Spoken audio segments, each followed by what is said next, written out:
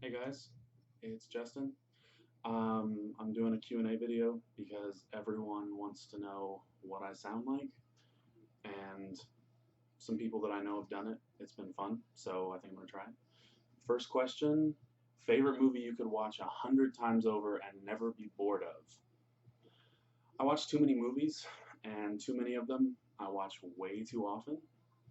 If you had to make me pick one that I watch too many times, I would have to say probably Empire Strikes Back, the episode 5 of Star Wars. I know that's really cliche for any guy to sort of list off, but to me, Empire Strikes Back is a perfect movie because there are zero scenes I would change. Most of the time, after I've seen a movie a few times, I start noticing little things that maybe I wouldn't necessarily dislike, but maybe I would think, oh, it would be better if they did X or anything like that. Empire Strikes Back to me is it's not the best movie of all time, but it's a perfect movie. It fulfills everything you need it to fulfill in terms of in service of it's a sequel to an established success film already.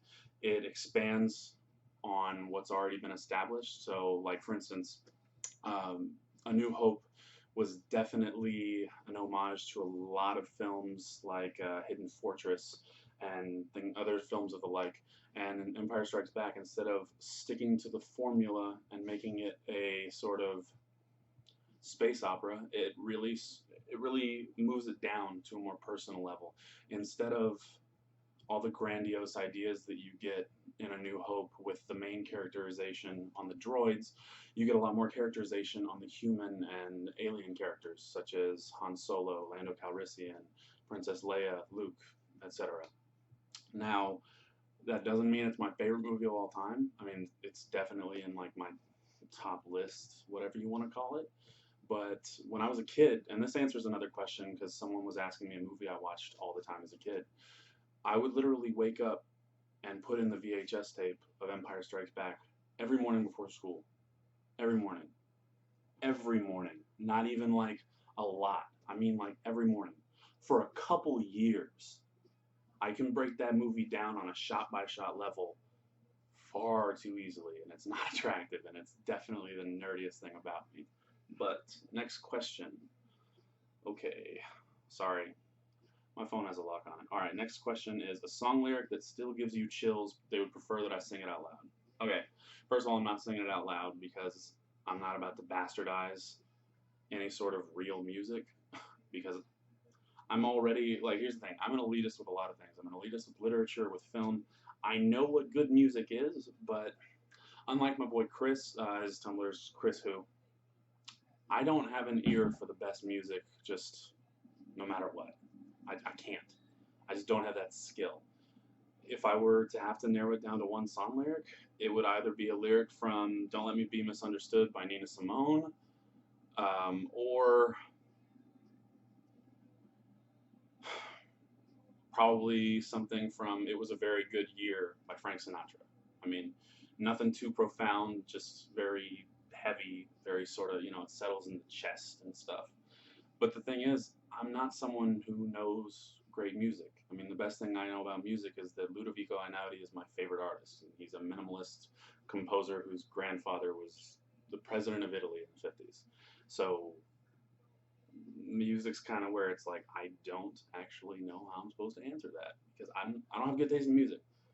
I don't. All right, next question. My personal proudest moment. I would have to say this goes like kind of way back. So I have for a long time wanted to be a writer, and for a long time I played basketball and I loved basketball. And when I was a teenager, I decided to just say, "Hey, you're not going to be good enough to play Division One basketball at any serious level." There were some low major schools that were looking at me, but no one was seriously like, "Oh, we want to make Justin the cornerstone of our program," because that's not how it works. Like I just didn't have that talent level. So I started covering basketball for a living, and my personal proudest moment definitely would have to be when Slam Magazine flew me out to New York City to cover the Jordan Brand Classic, and I got to write a recap of the Jordan Brand Classic that they published in their magazine. I was still a teenager, and it was pretty damn cool. And there are things that I've done that are better than that now. There are things I've done in the journalism film that are better than that now. But there is something very fucking cool about seeing your name in print, knowing that a lot of people are reading it. There's something really cool about that. So I'm just gonna be a narcissist for a second and say that's my most proudest moment. And my mom, when the when the magazine actually came out, she went to a local Barnes and Noble and bought up every copy of the magazine she could find. And she went to a bunch of Targets and gas stations on the way home and picked up every fucking copy that she could find. So it was just really neat, you know? All right, next question. What was your favorite film when you were younger? I've already answered this. Empire Strikes Back was my favorite film when I was younger. There we go. What did you want to be as a kid when you grew up? Okay, so I've always wanted to be a writer. Everyone knows that.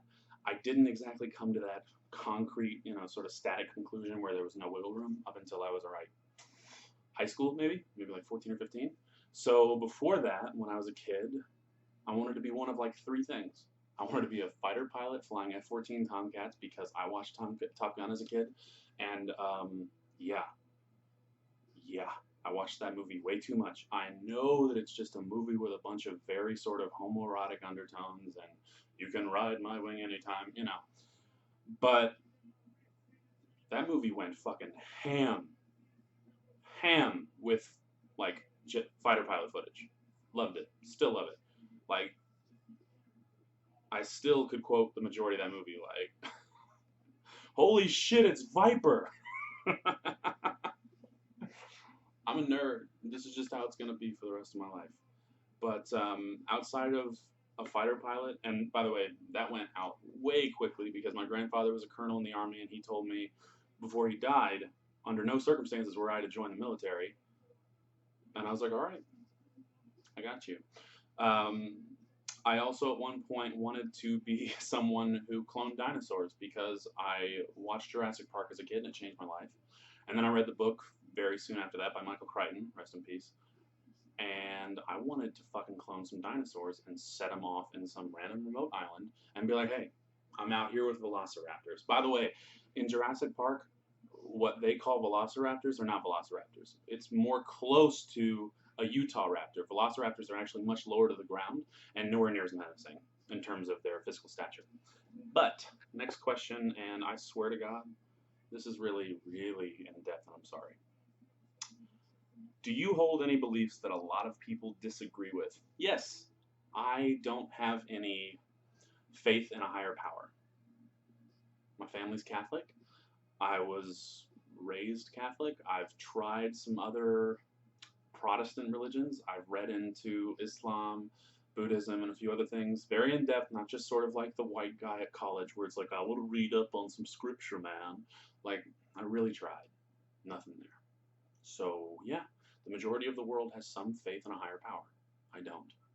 I don't think that it's out of the question that it could be there, but I don't have a faith in it. I'm the kind of guy where I went in church and I felt nothing.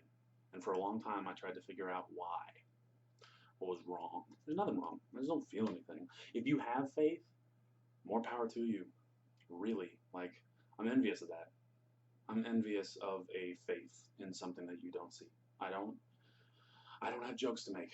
It's just it is, Okay. Let's see here. Next question. What does your title mean and why did you choose it? Okay, I'm assuming you mean my URL. My URL is Perot Le Food. Okay, one of my favorite films is, and even though I took French in high school and college, I still can't speak fluently or even use an accent or pronounce almost anything. So there's a French film directed by Jean-Luc Godard. It's called Perot Le Fou. Its translation is Pete the Madman. It stars Anna Karina and Jean-Paul Belmondo. It's one of my favorite movies. You need to go see it. You need to go see it. You need to go see it. But anywho, I love that movie, and it just sort of means a lot to me. But I'm also an idiot, and I like food. And I just thought, why not add one of the best movies of all time that sort of helped jumpstart the French New Wave and really change the way that American films were edited. And let's fuck it up and put something stupid in it. So, Perot Le Food. Which is funny because if you think of how Pete the Madman translates from French to English, changing foo to food is the dumbest thing of all time. I'm pretty much saying Pete the Food. But it's funny. So, that's my URL. Next question. And if you're still hanging in here, You're wonderful, and I love you. Okay, let's see. If you knew you were going to die, what would your last meal consist of? I am very, very simple when it comes to food. Everyone knows I don't eat vegetables. And when I say I don't eat vegetables, I don't mean I don't eat the weird ones. I mean, I don't eat vegetables. And everyone tries me to like get into vegetables. It's never worked. It never will. I'm just weird. Everyone does that whole you're gonna have colon cancer when you're 40, blah blah blah. And trust me, I have to take some vitamins and I have to like make sure that I get a lot of nutrients that I wouldn't get otherwise because I don't eat vegetables. But there we are. So in terms of what my last meal would be, there's like four options: pancakes with chocolate chips, biscuits and gravy, pepperoni pizza, and barbecue fucking ribs. One of those four. It depends on what my mood is at the time. If I'm dying of old age, I'm probably gonna eat as much fucking biscuits and gravy as I can because at that point, I'm not worried about heartburn. Fuck it. If I'm young and I'm dying, if I'm gonna like, go out in a flame of glory, pepperoni pizza. Yeah, let's make this real. Boxers or briefs? Neither. Boxer briefs. I don't like boxers because it like sort of chafes in my inner thigh area. I don't like briefs because some guys can look aesthetically appealing with briefs. I can't, so I don't try. Boxer briefs are comfortable, they breathe well. I think I look decently nice in them. So boxer briefs. I don't own any boxers. I don't own any briefs. Every piece of underwear that I have, boxer briefs. That's all I can say about that. Okay. Where did I go to school? Let's see. And for high school, I went to Allen High School, college, Kansas State University, and then the remainder of my education was at the University of North Texas. I majored in journalism and I minored in film. There we go. Pretty simple. Favorite color? Either baby blue or purple. No, that's not a joke. No, I'm not kidding. And yes, I know those are fairly feminine colors, but fuck you. Baby blue and purple are awesome. Favorite meal? That whole last meal thing, that's what my favorite meal is. One of those four things. Excuse me. Where have I traveled to? Pretty much everywhere in the United States of America. I've traveled around the country covering basketball since I was a teenager, and I've been damn near everywhere. Where have I not been to? Haven't been to Europe, and I want to go to Europe. More importantly, I want to go to New Zealand. I can go way too in depth into New Zealand immigration and how easy it would be for me to get a visa, et cetera, et cetera, et cetera. But anyhow, where would I like to travel to? I just answered that: New Zealand. Who was my childhood inspiration? There are a few ways to answer this. It depends on what aspect of life I'm talking about. If I'm talking about professionally, like what sort of who inspired me to sort of be better when it came to like my passions, like things that I like writing and things like that. Um, my mom, she put a ton of books in my hand at a really young age, like always books that were a little above my level. And because of that, I read hundreds of books by the time I was like 6. And when I say hundreds of books, I don't mean Dr. Seuss. I don't mean Calvin and Hobbes, although I love Calvin and Hobbes. No one will ever talk shit about Calvin and Hobbes. But I mean, like, I read every book in my grandfather's library when I was 6, like every Tom Clancy book. And I know that's not great literature, but as a 6-year-old, that's fairly dense words to go through. So, my mom, yeah, pretty much. That's how that works. I know that's one of those cliche answers, but when you're adopted and she loves you and she puts up with your shit, that's what you do. Okay, if there was one director to work with, this is my favorite question. If there was one director you'd like to work with as far as understanding his or her thought process, who would it be, dead or alive? Now, this person's asking me about film, obviously. And honestly, it depends. Am I going to be a cinematographer or am I going to be an actor?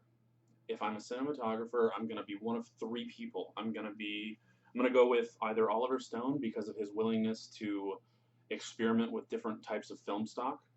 Specifically, if you've ever seen Natural Born Killers, it's one of my least favorite movies that he's made, but it's the best example of him really fucking experimenting. Like, if you ever watch that movie, it's basically like a masterful director getting pissed at everyone in America and making a college thesis on why the media sucks, on why people suck, and why the film industry sucks. It's amazing.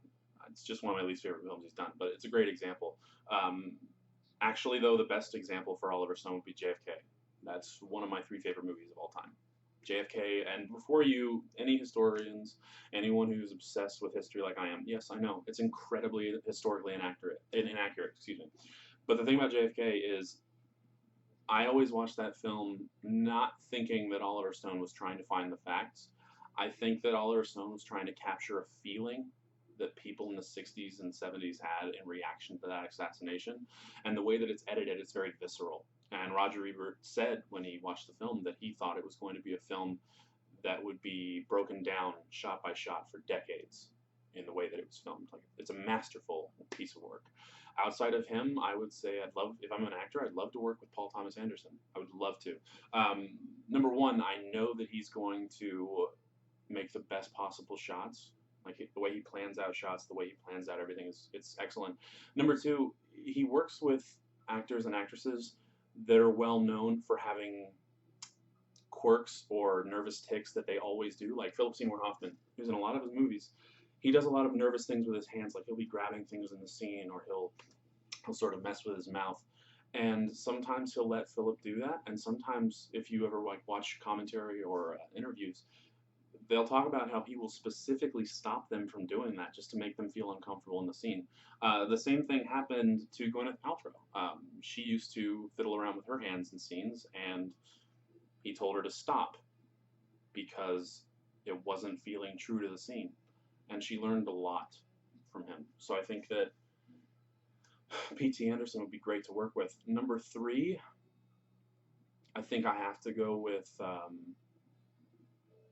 I'm gonna go with Dead, and I'm gonna go with Akira Kurosawa. Um, he's made some of my favorite movies. Everyone knows him for his sort of the epics that he makes.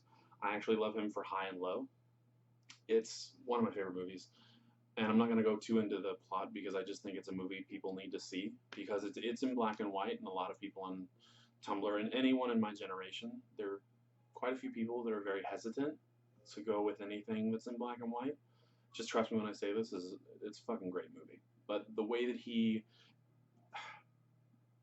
Toshiro Mifune, one of the best actors in the history of the medium, and excuse me if I mispronounced his name, I'm not the best with names, but he's in a lot of his films, and you get a sense when he films him that he doesn't always go for the best aesthetic looking shot in terms of when he shows his face, but he always gets shots where you can feel the actor breathing and you can feel him sort of existing in his environment. A lot of times directors and cinematographers will frame a shot to where you're getting the proper setup and staging, but things may look too static.